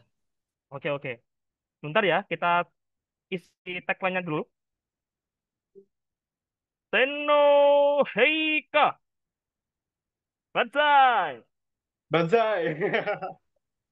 Siap, siap. Banzai, Banzai. Oke, udah panas nih. Baik, di sebelah saya ada Mas Ilham Taufik yang sudah terhubung bersama dengan kita kembali. Silakan untuk pertanyaan pertama dari sesi kedua, termin kedua. Silakan, Mas Ilham Taufik. Oke, baik. Terima kasih izin memperkenalkan diri ya. Saya Ilham Taufik dari Universitas Siliwangi, jurusan Pendidikan Sejarah, angkatan 22. Eh kebetulan eh saya juga eh membaca sedikit terkait DBR itu kan. Saya lupa itu eh sosionasionalisme eh sosionasionalisme dan sosialdemokrasi itu ada di beberapa di DBR. Cuma yang saya tanyakan adalah mekanisme ini sebetulnya ideologi atau bukan? Kalau ideologi kenapa tidak menyebar secara keseluruhan pada waktu itu tahun 1922 sampai 1931 setelah Soekarno ini ditangkap dan dipenjara di Sukamiskin. Kemudian kalau berbicara terkait strategi politik, apakah sosiodemokrasi sosio nasionalisme ini termasuk strategi politik atau hanya nilai dari marhaenisme sendiri gitu? Begitu, Bang Fauzan. Ya baik, Itu Mas aja Ilham pertanyaan. Taufik. Iya. Oke, makasih. Silakan, Bang. Tadi pertanyaannya saya ulang lagi ya, Mas ya. Pertanyaannya apakah sosionasionalisme itu merupakan ideologi ya? Gitu ya? Marhaenisme itu ideologi atau bukan? Marxisme ya? Oke. Ya. Apakah Marxisme itu ideologi? Eh, kalau secara unsur-unsur ideologi ya, misal kita definisikan dulu apa itu ideologi. Ideologi itu kan adalah seperangkat panduan yang berisi filosofi, nilai, dan pemikiran, di mana individu ataupun sekelompok masyarakat itu bisa bisa mengikuti itu ya.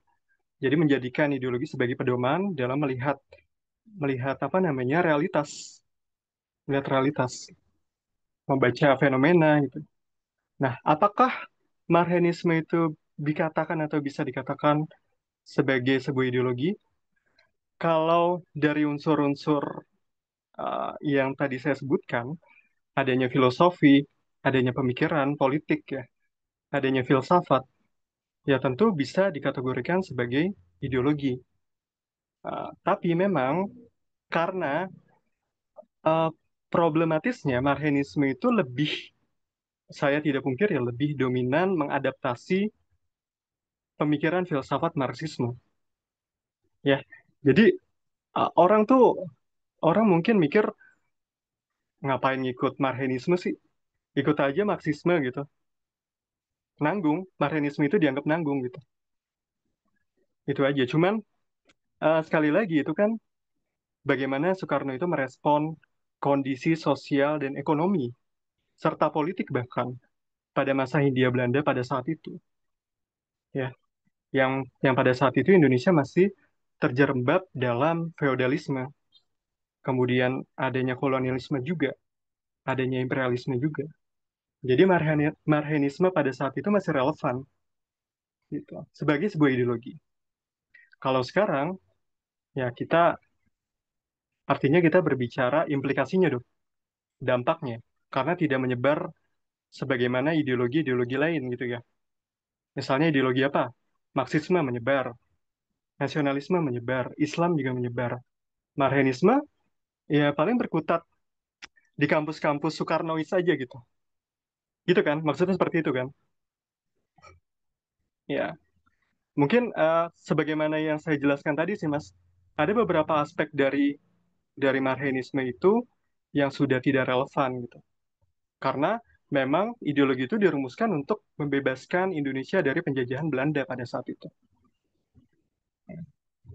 Itu ya penekanan utamanya ya. Tapi Soekarno tuh punya visi jauh ke depan. Dia ingin membangun, terlepas dari itu ya, dia ingin membangun masyarakat tanpa kelas gitu. Nah, itu kan beririsan dengan Marxisme banget kan?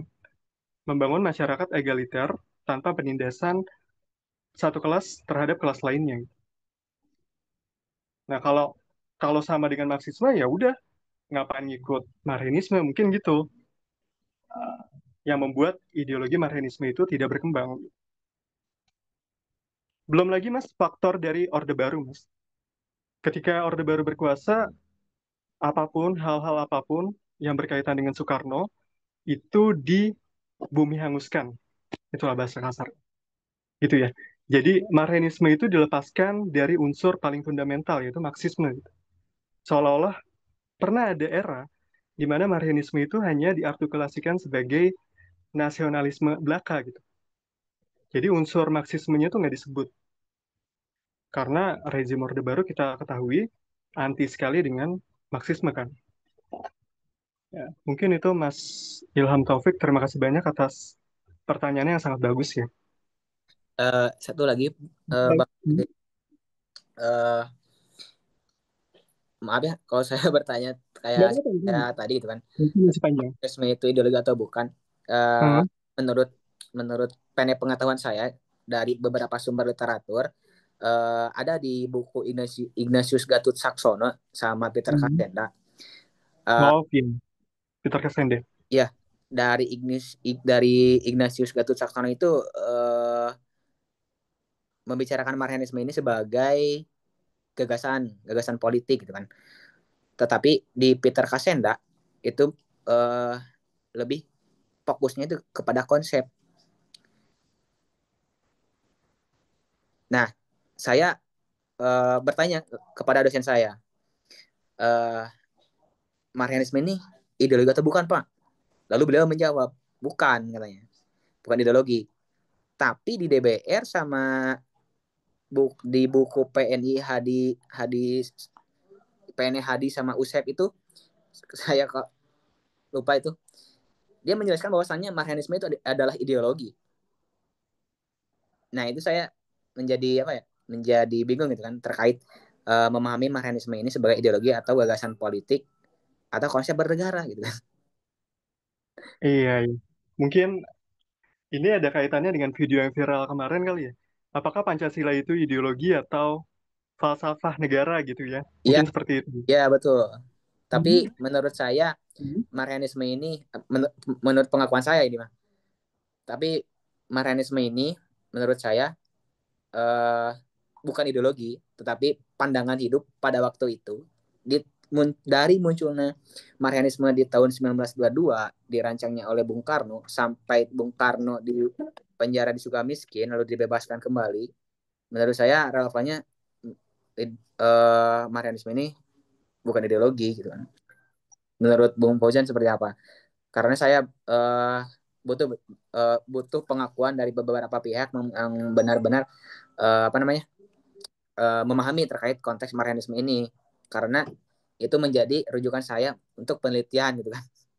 Oke, oke, iya. Paham, paham. Jadi ideologi sendiri kan mungkin dia akan mencakup seluruh bidang ya. Misalnya apakah ideologi itu berbicara soal politik, Marxisme berbicara. Apakah ideologi itu berbicara soal ekonomi, Marxisme berbicara soal ekonomi. Apakah ideologi itu berbicara tentang realitas, Marxisme juga berbicara tentang realitas. Gitu ya. Soekarno tuh menolak materialisme secara eksplisit gitu, secara terang-terangan, yang dijadikan sebagai fondasi dasar dari katakanlah filsafat Marxisme gitu, atau ideologi Marxisme. Nah, sebenarnya eh, kalau kalau ada yang mengatakan bahwa Marxisme itu bukan sebuah ideologi, melainkan hanyalah kumpulan konsep-konsep belaka. Eh, Sebenarnya konsep-konsep yang dinamakan dengan konsep itu tuh kayak apa sih namanya? Kayak terpisah satu sama lain misalnya. Sosionasionalisme itu bisa dikatakan sebagai konsep. Sosiodemokrasi itu bisa dikatakan sebagai konsep. Nah, konsep dari mana? Konsep dari ideologi Marxisme itu sendiri. Karena Marxisme itu berbicara segala aspek. Kecuali Pancasila nih. Pancasila kan menjadi perdebatan. Apakah Pancasila itu dikatakan sebagai sebuah ideologi? Lalu dikatakan, apakah Pancasila itu berbicara soal sistem ekonomi? Adakah sistem ekonomi Pancasila? Kan nggak ada tuh. Di sila berapa? Kalau ada. Adanya falsafah atau nilai-nilai di sila kelima ya, keadilan sosial bagi seluruh rakyat Indonesia. Ya, itu hanyalah abstraksi aja, secara umum aja. secara umum, tapi bukan bukan apa ya, sistem ekonomi yang dipaparkan secara sistematik gitu, sistematik. Nah, ideologi itu komponennya seperti itu sih, Mas. Dia berbicara banyak bidang. Nah, mungkin itu saja pertanyaannya sangat bagus sekali nih, Ilham. Baik, terima Membuka kasih awal berpikir kita ya. jawaban dari Bang Fauzian.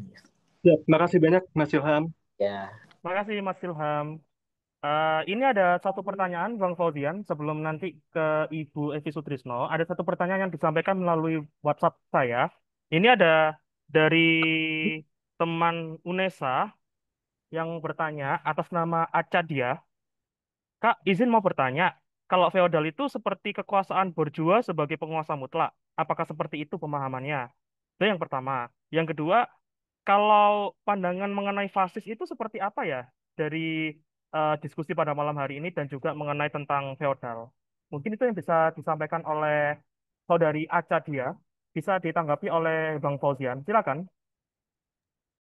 Ya, pertanyaan pertama dulu Mas tadi, apakah apa tadi feodal itu yang berkuasa Apakah adalah kaum feodal itu berkuasa? merupakan kekuasaan borjua sebagai penguasa mutlak? Bukan. Borjuasi itu identik dalam relasi sosial kapitalisme. Ya, jadi hubungan sosial itu terbentuk dari basis ekonominya kan.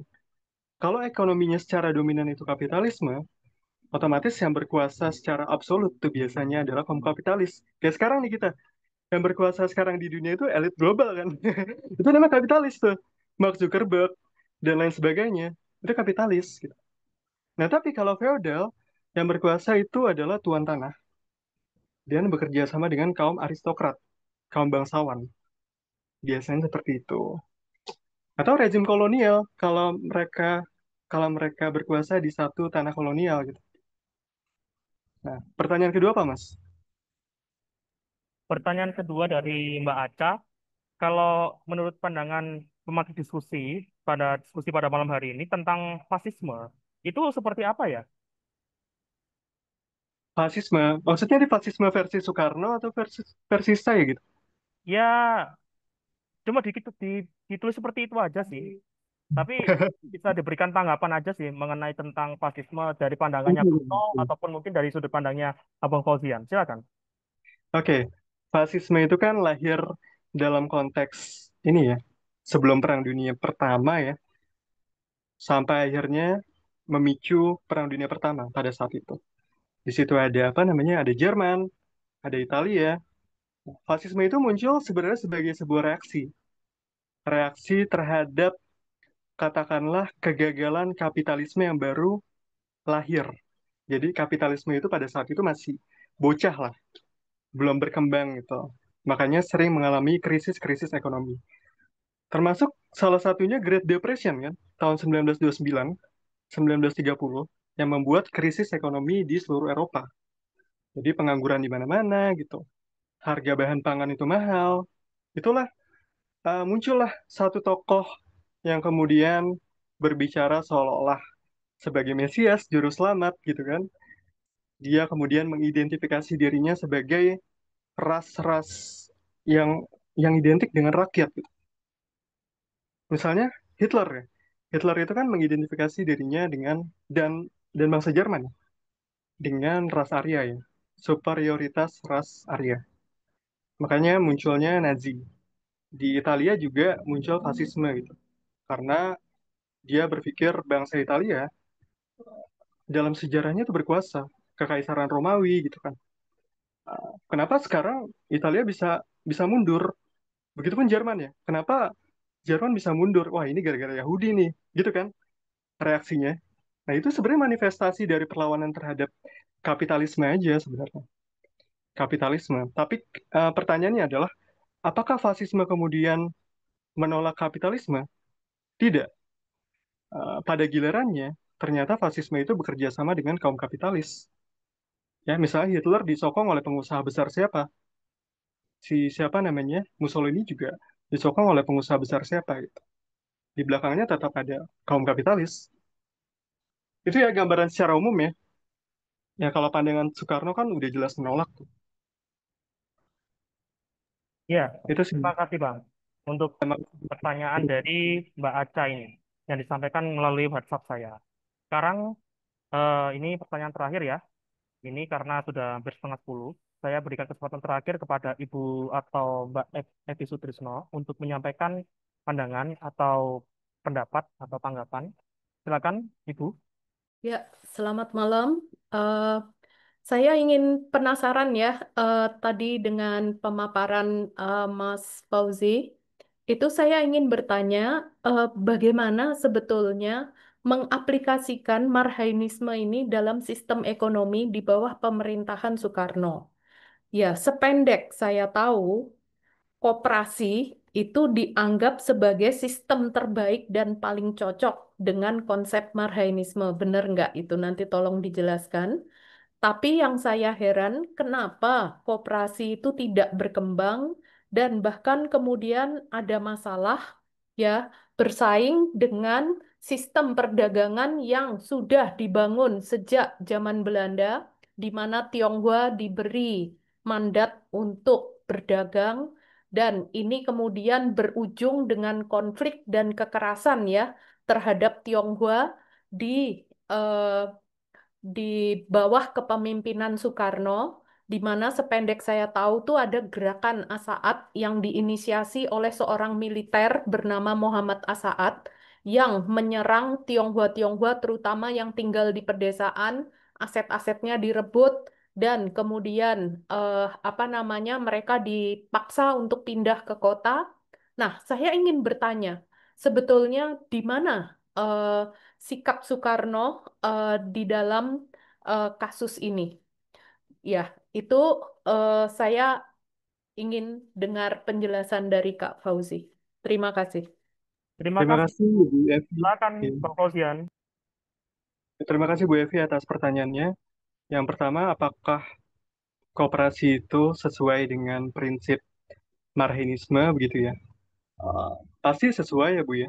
Sesuai, cuman masalahnya koperasi itu kan selalu kalah saing dengan sistem perekonomian ini ya, industrialisasi gitu ya.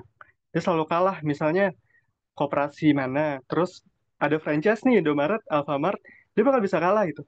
Nah, sementara Indomaret dan Alfamart itu digambarkan sebagai manifestasi dari perekonomian kapitalisme sebenarnya. Saham apapun, siapapun yang memiliki modal bisa membeli itu. Itu kan manifestasi dari perwujudan kapitalisme. Jadi koperasi itu selama selama sistem perekonomiannya masih belum jelas, alias sekarang kita kapitalisme gitu ya, secara implisit lah ya, nggak terang-terangan, koperasi tidak akan sebegitu berkembangnya sih Bu ya. Kecuali di daerah-daerah terpencil, di mana eh, apa namanya investasi kapital itu belum masuk terlalu terlalu dalam ke sana gitu, dan banyak di sana. Nah, kemudian yang kedua, posisi Soekarno terhadap pembantaian ya Bu ya, pembantaian terhadap eh orang-orang Tionghoa. Lebih kepada perebutan aset, itu banyak Tionghoa-Tionghoa, terutama yang di daerah pedesaan, itu Hmm, dirampas asetnya dan kemudian mereka dipaksa untuk pergi ke kota dan memang ada kekerasan. Nah, saya heran, saya nggak mendengar ada sikap Soekarno mengkritik itu. Ya, itu hmm, apa namanya? Ya ini kan salah satu bentuk pelanggaran HAM juga sebetulnya ya yang mungkin hmm. perspektif HAM pada waktu itu belum sekuat sekarang, tapi Betul. di mana itu? Dan tadi itu Kak yang tentang koperasi itu saya ingin elaborasi sedikit. Hmm, Sependek saya tahu, bahkan pernah ada ulasan, saya lupa sekarang ini ya, saya nggak bisa nyari lagi.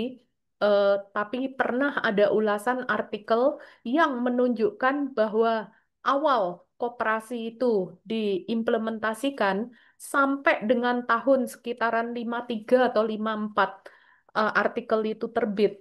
Itu dikatakan bahwa justru usaha koperasi itu hancur, eh, rugi, rugi. Ya, bukan hancur, tapi rugi. Nah, di daerah mana yang tadi dikatakan itu berkembang? Karena pada waktu itu kan industri belum terlalu banyak hampir di seluruh Indonesia itu kan industri belum terlalu banyak. Tapi kok koperasinya juga, saya nggak mendengar ada koperasi yang berhasil menyejahterakan dan membuat semuanya itu puas. Itu di daerah mana persisnya? Kalau secara persisnya, jadi sebenarnya begini Bu ya. Terima kasih banyak tadi udah memberikan gambaran yang sangat kritis sekali tentang koperasi. Eh, Sependek yang saya ketahui, saya kurang paham. Saya pernah nonton film dokumenter, cuman saya lupa koperasinya ada di wilayah mana. Bisa telusuri di Watchdog ya, Hmm. dan di Laksono gitu. Memang Hmm. mereka itu menerapkan sistem koperasi gitu sebagai sebagai apa sih namanya, pergaulan sehari-hari mereka gitu. Nah biasanya perkembangannya pun bukan perkembangan seperti yang kita bayangkan Bu, maju gitu ya. Eh, Kebanyakan kalau kalau sudah meluas dia akan tenggelam dengan sendirinya gitu. Benar kata Ibu tadi ya, tahun 53, 54 koperasi bangkrut gitu ya, Mhm. gagal. Ya, Ya seperti itu Bu. Nah, untuk pertanyaan kedua tadi, posisi Soekarno itu tahun berapa Bu? Maaf Bu, perampasannya? ya sekitaran tahun-tahun itu juga 54, 55. Ya, Hmm. itu sependek yang saya tahu. Itu Ya, jadi diinisiasi oleh Muhammad Asaat itu. Eh, jadi disebutnya oh, itu gerakan Asaat ini Kak Andreas memberi linknya ya Kak ya. iya ya. Mhm. Mungkin kalau dalam tataran praktis kita tidak bisa menafikan bahwa Soekarno tuh sering dalam sering dalam tegangan kontradiktif, Bu. Jadi antara pemikirannya dan realisasinya kerap kali tidak terwujud gitu. Seringkali seperti itu. Jadi walaupun Soekarno tidak pernah memprovokasi ras tertentu, bahkan dalam tulisan-tulisannya gitu ya. Soekarno tuh sangat menolak nasionalisme kesukuan atau chauvinisme gitu. Nasionalisme yang berbasis ras. Soekarno sangat menolak itu. Tapi kan itu secara teoritis. Nah, secara praktikal saya juga belum mendapat bagaimana respon Soekarno pada saat itu ya terhadap Mhm. penumpasan itu. Ya, karena memang Soekarno ya manusia biasa, dia kerap tenggelam dalam kontradiksi seperti itu sih, Bu. Ya, sangat disayangkan. Ya, Ya, disebutkan betul makasih. sekali. Ya, Terima kasih banyak Ibu atas tanggapan dan pertanyaannya. Gimana? Sudah? Sudah Baik, cukup ya, Bu? Ya. terima kasih Ibu. Jadi, Mas sedikit Andre? informasi Hmm. dari saya, Bang Fauzian dan rekan-rekan teman-teman, bahwasanya Ibu Esti Sutrisno ini merupakan pengajar ya, lecture, dosen dari Visipol UGM, yang ternyata beliau ini merupakan pakar duh. keagamaan Konghucu. Terciduk Ini aku ya. ini sedikit saya dapat Langsung informasi di dari Google. salah seorang rekan yang sudah memberitahukan saya melalui pesan WhatsApp dan thank God pada malam hari ini Ibu sudah bergabung bersama dengan kami. Terima kasih Ibu untuk pertanyaan dan tanggapan-tanggapan yang menarik. Iya, Moga-moga terima kasih banyak kita bisa Ibu. saling nanti akhirnya saling berdiskusi ya, berarti tentang Konghucu ini juga. Yang menarik sekali. Betul, betul, betul. Ya, Baik, terima ini kasih. saya berikan kesempatan Terima kasih terakhir banyak Ibu. untuk Kak atau Bapak Andreas Joseph. Silakan satu pertanyaan terakhir dan setelah itu nanti akan kita tutup dan kita berikan kembali kepada Tetiwi Kasyafela. Silakan. Oke, aman suaraku? Aman, Suara aman, Mas. terdengar? Oke. Kedengaran. Mungkin bukan pertanyaan sih, karena saya juga gabungnya telat, tapi mau ngasih tanggapan aja sama dari beberapa apa habis lihat sesi tanya jawab tuh ada satu hal yang harusnya tuh kayaknya ada loh, ada di jawaban-jawaban atau pertanyaannya, tapi kok kayaknya nggak ada, makanya wah gatel ini rasanya pengen ngomong ini. Tapi Dan, kalau ya, kalau oke, aku oke, oke. eh, mau melihat relevansinya dari Marxisme terhadap terhadap apa yang bisa dipetik dari pelajaran eksperimen Marxisme dari 1922 sampai 1931 terhadap kehidupan sekarang itu kan sebenarnya kalau saya lihat dari diskusi-diskusi yang banyak terjadi di demo-demo kemarin tuh masih terlihat masyarakat yang kelas menengah tuh dianggap sebagai apa ya mereka yang sebenarnya tuh nggak miskin tapi nek dibilang tajir tuh nggak juga, tapi terus jadi jadi sasaran propaganda eat the rich, apa namanya, makan orang-orang kaya. Ya orang-orang kaya harus asetnya harus dibagi-bagikan. Terus yang kelas menengah ini merasa, lah kami kami ini nggak termasuk kok kami disasar juga. Itu kan kalau aku melihat diskursus yang kayak gitu kan, ternyata masyarakat tuh masih terlalu dikotomis dalam melihat si kaya si miskin ini masih terlalu dibelah, siapa siapa sih yang bisa dimasukkan dalam si kaya, atau apakah mereka tuh masuk si miskin juga, kelas menengah maksudku ini, gitu sih. Terus sama nasionalisme yang apa ya, pemikiran nasionalisme yang termaktub dalam pemikiran Marxisme kan, nasionalisme yang sangat egaliter. Dia tidak mementingkan satu agama atau satu suku tertentu. Ini kan pemikiran langsung turunan dari mentornya Soekarno sendiri, Dr. Cipto Mangunkusumo. Kalau dilihat di masyarakat sekarang ini kan, nasionalisme kita yang apa ya, yang masyarakat anut ini kan masih sangat apa ya, kalau aku bisa bilang ya, jinggois, chauvinis ya ada lah dalam beberapa apa namanya, ujaran-ujaran kebencian yang menyudutkan satu agama atau satu etnis tertentu, atau malah justru ya dalam dalam apa namanya, dalam arah sebaliknya, rasisme terhadap orang Jawa atau ketakutan terhadap umat Muslim. Nah, itu kan apa ya, pertentangan sara kayak gitu kan sudah sangat jauh dengan apa idealisme yang diharapkan Soekarno dalam Marxisme, sebuah bangsa yang tidak mementingkan satu identitas, identitas satu agama atau satu bangsa tertentu. Itu kan udah jauh banget itu. Makanya mungkin kalau aku yang mau tak bilang soal masih masihkah Marxisme itu relevan di masyarakat sekarang tuh, ya mungkin nggak bisa semua, tapi kalau dikontekskan ulang, dibikinlah, direkontekstualisasi dengan kondisi yang ada di masyarakat sekarang, ya bisa sih. Ada beberapa yang mungkin bisa eh, diterapkan lagi, walaupun harus dibungkus ulang karena sudah beda kondisi. Ya gitu aja sih. Itu yang pengen saya omongin. Gatel banget ini. Terima kasih kesempatannya buat Mas Jeremia sama Mas Fauzian. Oke. Ya, terima Terima kasih kasih Kak. banyak Mas Silakan atas Bang Fokus tanggapan. juga.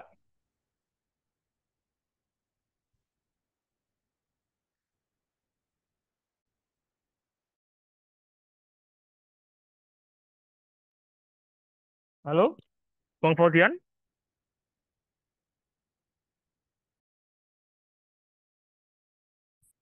Halo,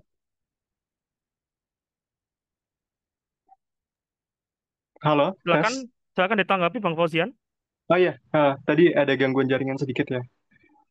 Tadi tanggapannya bagus ya. Jadi kondisi yang sekarang itu berkebalikan sekali dengan apa yang diharapkan oleh Soekarno gitu ya.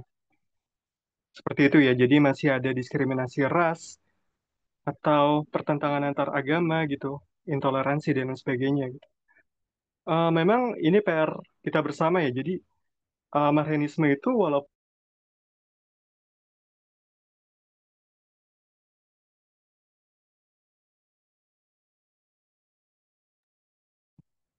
Putus Bang Fauzian.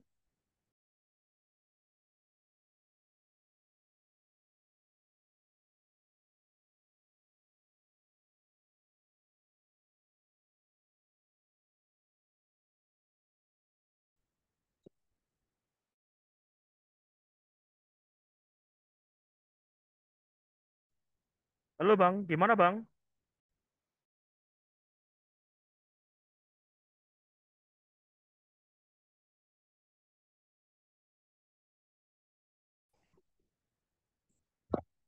halo, Iya ya, Bang. udah ya.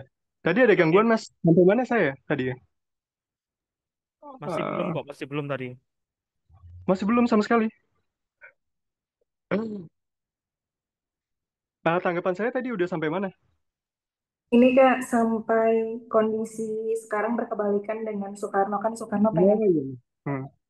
Iya, angkat. kondisi sekarang berkebalikan. Betul. Eh, diskriminasi rasial gitu itu masih ada kan.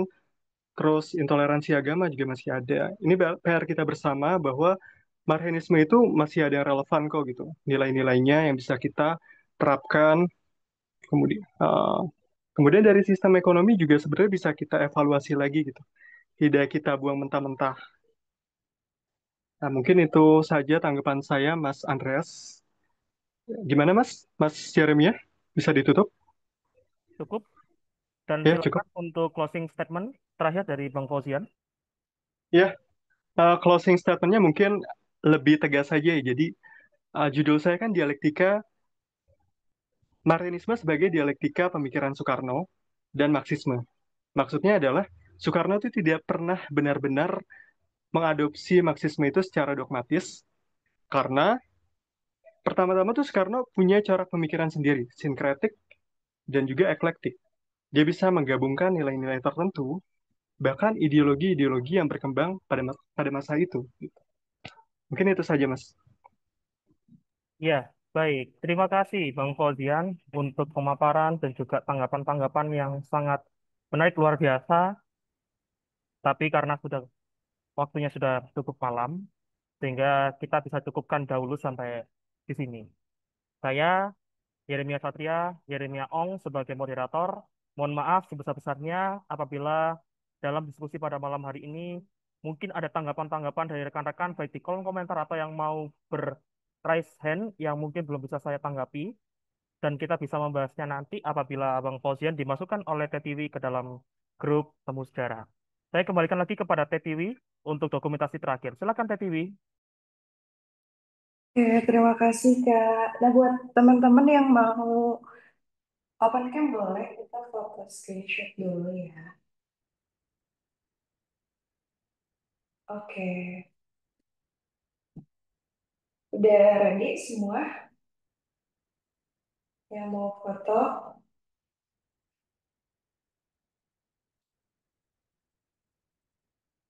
Oke, kita foto ya. Terima kasih. Siap. 1, 2, 3. Kita foto lagi. Baik. Terima kasih banyak kawan-kawan. Kalian pokoknya hari ini semoga menginspirasi ya dan memantik semangat kita untuk terus menggali dan mempelajari sejarah lebih dalam lagi. Nanti minggu depan kayak Remia yang jadi narasumber ya, sama kayak Yasmin juga nanti yang jadi moderatornya. Jadi pokoknya sampai jumpa Kamis depan. Tetap semangat, tetap sehat, bahagia selalu, dan semoga sejarah terus hidup seterusnya. Kita pamit dulu. Makasih Ya, Teti. terima kasih. Makasih Bang Fauzian. Makasih Bu Terima Eti, kasih, Bu terima Oleh, kasih, Benar, terima kasih semuanya. Ya, Fauzian, Kak Tiwi. Izin pamit dulu ya rekan-rekan. semua. Terima kasih banyak.